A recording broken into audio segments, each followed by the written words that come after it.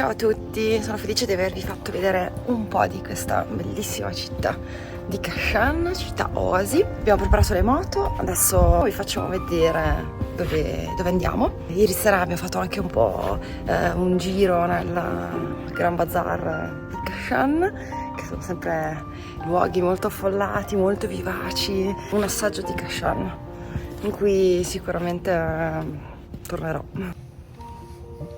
Allora, siamo qua a Kashan. Adesso andiamo a vedere i giardini di Finn, ma prima andiamo a vedere una moschea qua in centro molto bellina, una delle più carine di tutto l'Iran. Dopodiché prenderemo la strada normale, andremo a Nataz, dove c'è altre moschee molto carine e anche un bel caravanserraglio, e dopo prenderemo la strada che ci porterà giù finalmente a Isfahan, dove dormiremo in centro in una casa tradizionale. Lui è Antonello, abbiamo incontrato un altro motoviaggiatore da Ticino che viaggi con la moto. Con quale moto? BMW GS 1200 dentro nel portone dell'hotel. E ci rivediamo a Isfahan, dai. Ciao! Ciao!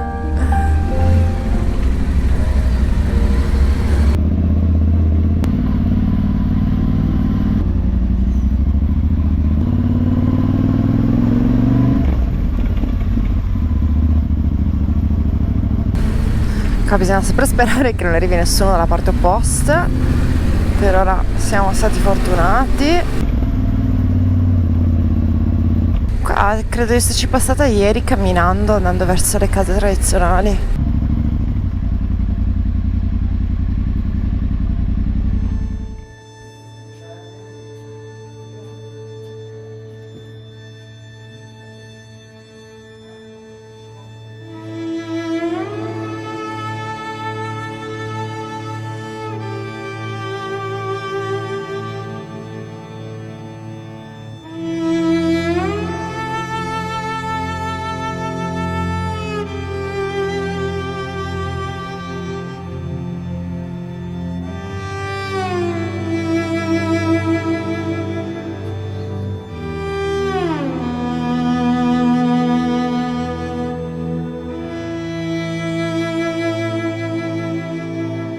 Siamo nella moschea di Akabozorg del XVI secolo, no, del XVIII secolo, quindi 1700, ed è uno dei capolavori di Kashan, restaurata più volte, però comunque è diversa da quasi tutte le, se non da tutte le moschee che si trovano in Iran, soprattutto perché ricorda anche molto una casa tradizionale, per il fatto che ha comunque il giardino e il cortile con la fontana sottoterra, perché siamo quello lì al di sotto del livello del terreno circostante, e la Masrada, cioè la scuola coranica, è tutta intorno sotto il livello del terreno, e la Francesca ha dovuto mettere lo Chador per entrare. Però i fiorellini non è come quello nero di Mashhad, se vi ricordate, è terribile. Con l'Iwan principale, che è questo qua, e i due minaretti. Tra l'altro si vedono le due torri del vento, una e una 2, che servivano a incanalare l'aria e farla passare sopra l'acqua per raffrescare tutta la Masrada, la scuola. Tante volte non serve essere estremamente elaborati per essere raffinati, e questo posto secondo me è stupendo perché ha un livello di raffinatezza enorme, anche se non ha tutti quei mosaici o quelle piastrelle decorate che ci sono tipo a Isfahan o anche a Tabriz o Yazd, però ha un livello di raffinatezza pazzesco.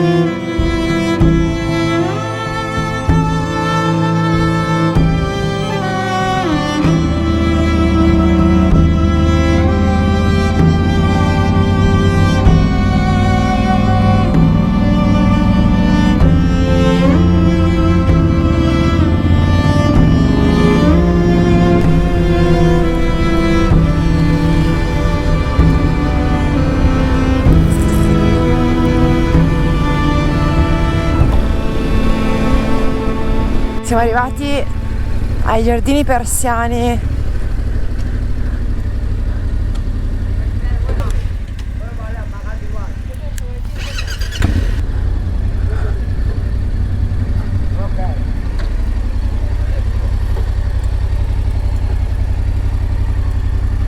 Lasci il casco qua? No, il casco lo porto. Eh? Il casco lo porto.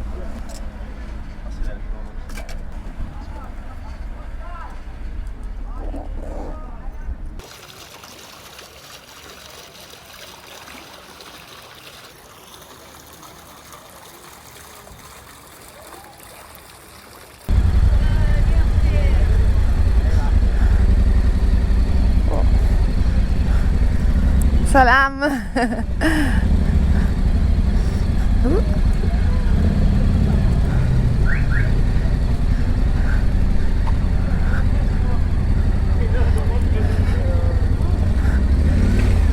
Eccoci, abbiamo appena visitato i giardini persiani di Finn. I giardini persiani sono stati inseriti nella lista UNESCO del patrimonio dell'umanità. Ben 9 giardini persiani dell'Iran sono stati inseriti come patrimonio UNESCO, tra cui anche il giardino di Finn che abbiamo appena visitato, splendido, con la classica forma dei giardini persiani divisa in 4 parti, una per la terra, una per il cielo, una per l'acqua, una per la flora. Sono stupendi perché sono attraversati da questi canali d'acqua e c'è anche una fonte risorgiva proprio all'interno di questo magnifico giardino persiano. E adesso partiamo alla volta di Isfahan. Oggi non dovremo avere tanti chilometri, sono 40 gradi, dai. Però sono secchi. Siamo appena entrati nei giardini di Finn, che prende il nome da un antico villaggio che sorgeva proprio qua alla base dei Monti Zagros, a un paio di chilometri dal centro di Kashan. I giardini sono stati costruiti durante l'epoca safavide nel XVI secolo, quindi nel 1500, e completamente sfrutta la pressione dell'acqua che arriva da una sorgente naturale per creare questi giochi questi zampilli, queste fontane all'interno del giardino. Comunque avevano uno scopo ricreativo e di ristoro, in questa qua che era un'area di oasi sulla via della seta e sulle vie principali che portavano verso il sud dell'Iran, costeggiando i Monti Zagros. I giardini di Finn sono anche famosi per il fatto che un primo ministro, Amir Kabir, è stato assassinato in epoca Qajar intorno alla metà del 1800, perché Amir Kabir voleva in qualche modo porre fine allo scempio che la dinastia Qajar aveva dei tesori dell'Iran. Infatti tantissime opere d'arte e reperti archeologici sono stati ceduti a prezzi ridicoli dalla dinastia Qajar nel 1800 agli occidentali, in cambio veramente di pochissimi soldi, un po' sfruttando la sete di reperti archeologici da parte degli occidentali, ma anche per un ingordigia da parte della dinastia Qajar, che infatti verrà deposta successivamente all'inizio del Novecento. Tra l'altro Amir Kabir era quello che ha aperto la prima università di stampo occidentale in Iran, a Teheran, che era già capitale durante la dinastia Qajar, perché prima la capitale era Isfahan con la dinastia Safavide e poi a Shiraz con la dinastia Zand, che è durata solo 50 anni, dalla metà del 700 alla fine del 700. C'è la dinastia Safavide durata un paio di secoli fino alla dinastia Zand, diciamo dal 1500, quando lo Shah Abbas prende il controllo di tutto l'Iran. E quindi Amir Kabir, che aveva costituito la prima università, cercava di modernizzare il paese, evitare che i Qajari sperperassero il patrimonio dello Stato, aveva cercato di mettere un limite anche all'utilizzo di fondi statali, e questo non è andato giù alla dinastia Qajar, e la madre dello Shah ha fatto firmare, mentre lo Shah era ubriaco, questa è la storia, mentre lo Shah era ubriaco, il decreto per uccidere Amir Kabir, che è stato raggiunto proprio dai sicari qua nei giardini di Fina a Kashan.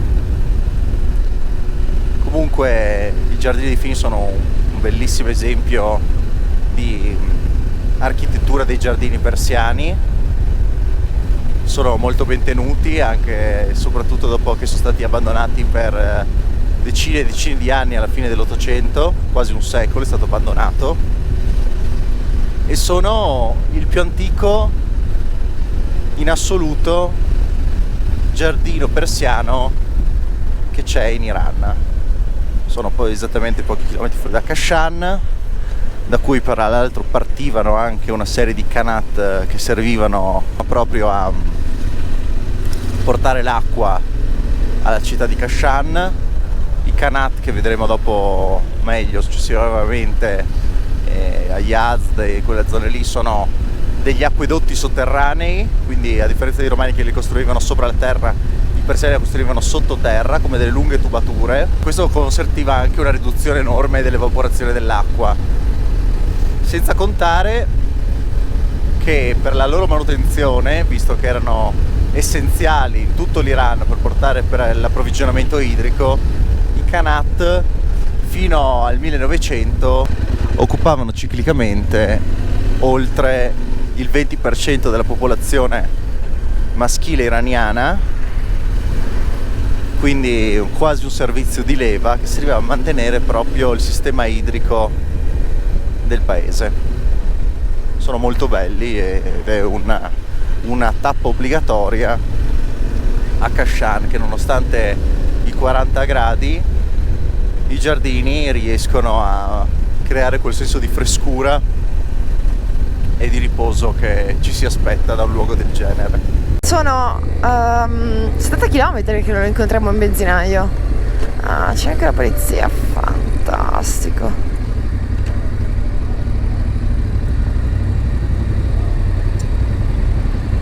Allora, in questo momento siamo qua su questa strada gialla e adesso prendiamo questa deviazione per andare a Natanz. La strada più rapida sarebbe stata fare questa qua. Il problema è che in questo punto c'è una centrale nucleare di arricchimento dell'uranio e dove ci sono dei posti di blocco, quindi per evitare di finire in zone dove controllano documenti, fanno posti di blocco, noi che siamo pieni di telecamere, abbiamo fatto la strada per sopra e dopo l'abbiamo girato, l'abbiamo allungata di un paio di chilometri, ma non è un problema. Caspita,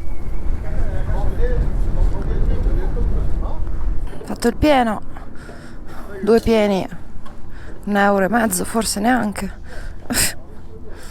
e ripartiamo.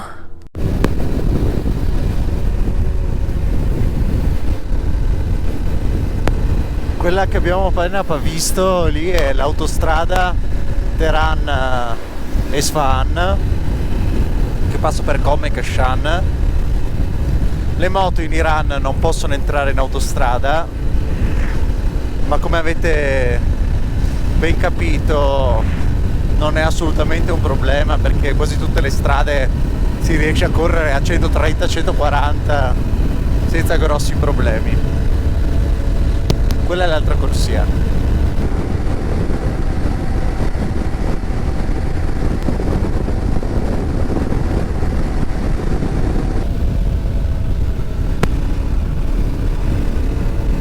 Quel santuario là sopra sulla cima di quella collina, io lo vedo e lo sogno dal mio primo viaggio in moto nel 2017, l'ho anche segnato, non ci sono mai andato e neanche stavolta penso che ci andrò, perché bisogna camminare 300 metri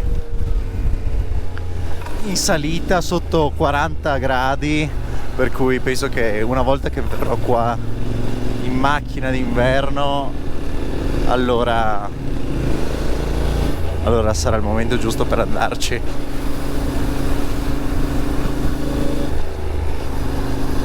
Ho anche pensato se si potesse raggiungere in moto con la Jeep, ma l'unica strada è un sentiero. Sogni che rimangono nel cassetto. Siamo a Natanz, questa cittadina, sto paese sulla strada per Esfahan da Kashan. Adesso andiamo a vedere una bellissima moschea del venerdì,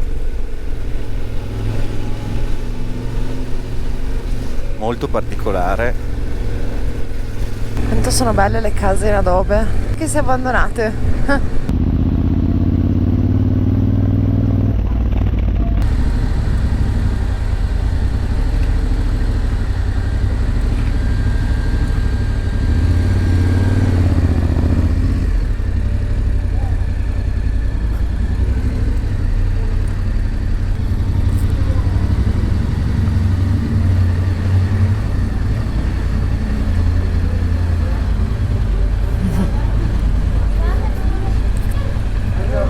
Bella.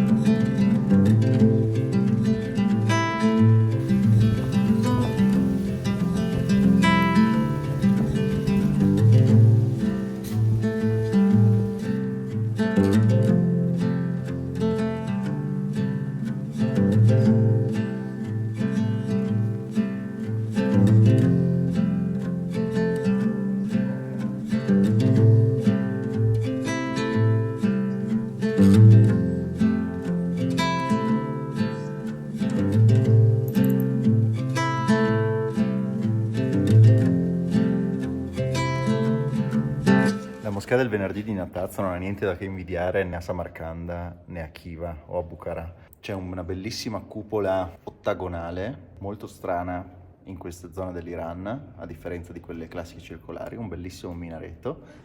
Di là, dall'altra parte, c'è un Iwan spettacolare. La storia è che è una moschea di epoca selgiukide, quindi del XI-XII secolo, che dopo è stata rimodernata in parte dai mongoli, dagli Ilkhanidi, e l'hanno trasformata nel gioiellino che è adesso. E adesso vi faccio vedere anche la parte esterna, che forse è la più magnifica.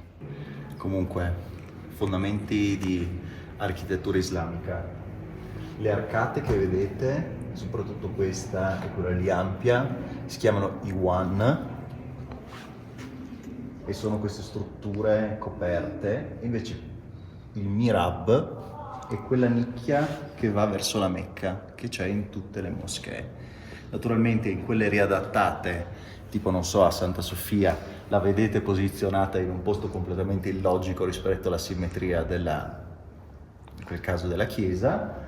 Invece nelle moschee strutturate e studiate come moschee fine di partenza e dal principio sono simmetriche e perfettamente posizionate nel centro, come in questo caso. Quindi c'è il Mihrab e l'Iwan. Guardate qua sotto, c'è un bellissimo canotto. Adesso vi porto un canale, quindi si può prendere l'acqua. Tra l'altro, piccole indicazioni, questa qua è calligrafia Tulut, questa qua che vedete qua invece è calligrafia cufica. Questo è cufico quadrato, come si suol dire. Questo qua sembra di no, ma anche questi sono versetti del Corano come questi, come sura.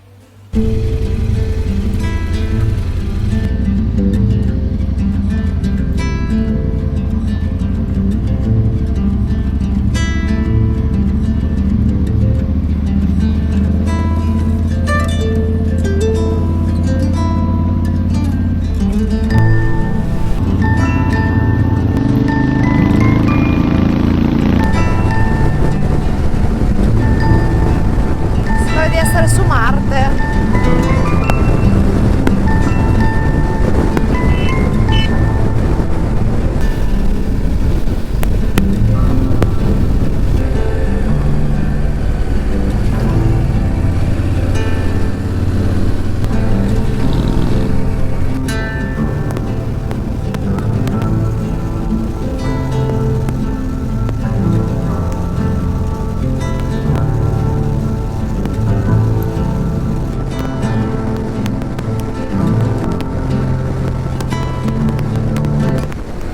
Siamo arrivati a Esfahan.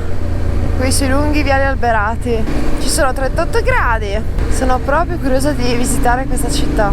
C'è tutto un reticolato di strade sotto Esfahan. Non vi dico, non so se si vede lo fumo di scarichi, fumo nero che c'è qua dentro.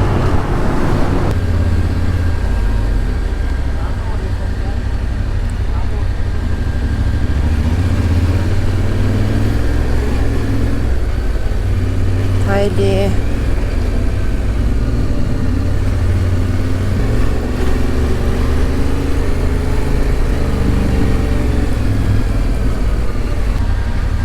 Che bello qua.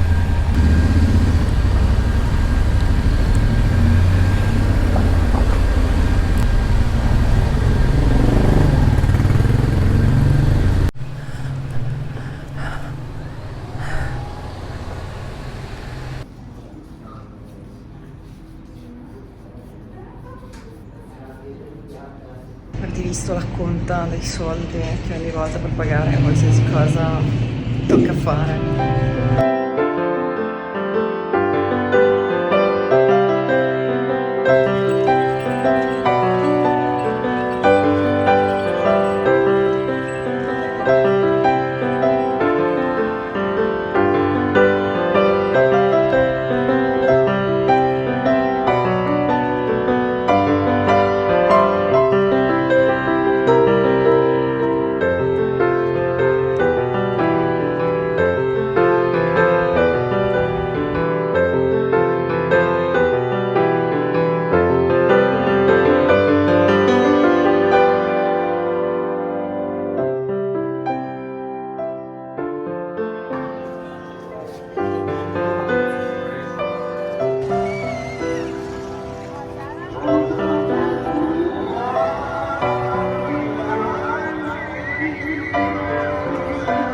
Arriva Isfahan vi dice Isfahan è una di quelle rare città come Roma o Atene dove l'umanità trova comune conforto.